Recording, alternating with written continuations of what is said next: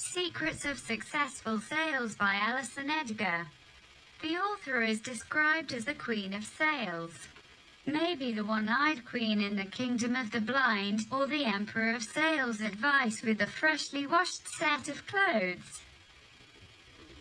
This is an unusual book as the author claims in the introduction to have come up with something unique.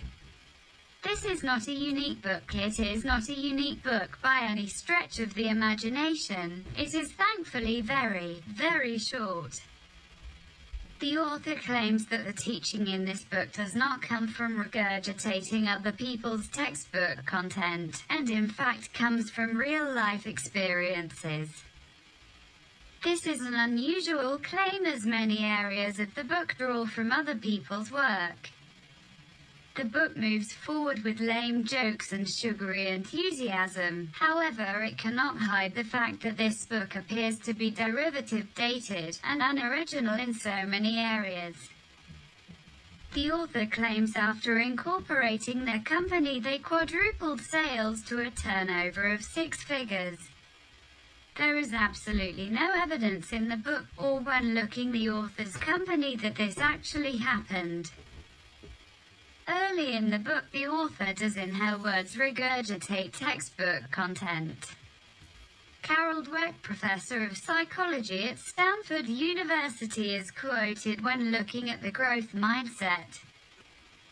This contradicts the statements in the introduction this book was somehow original thought.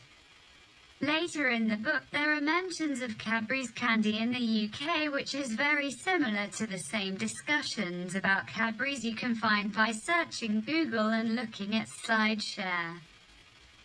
Perhaps the largest failing of this book is its assertion that very few people know the difference between sales and marketing. This could be true, and now we look to the author to tell us that difference. The author fails completely, and almost as if they're giving up says the following: as there is no clear-cut line between sales and marketing, my advice to you is decide for yourself which activities fall under which category.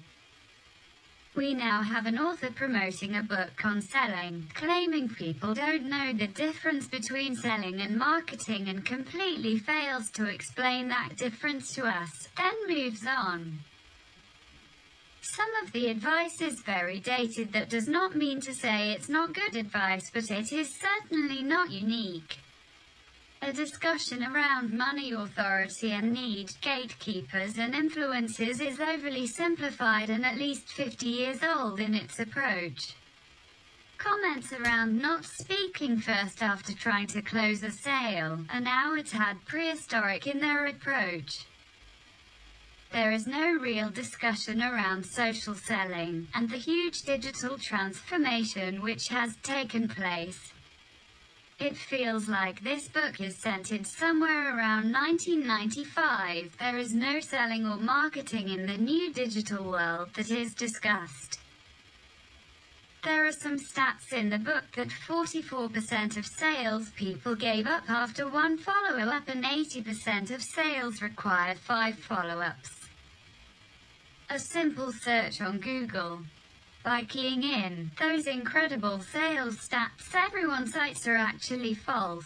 You will find most salespeople have known these stats are fake for at least the last 5 years.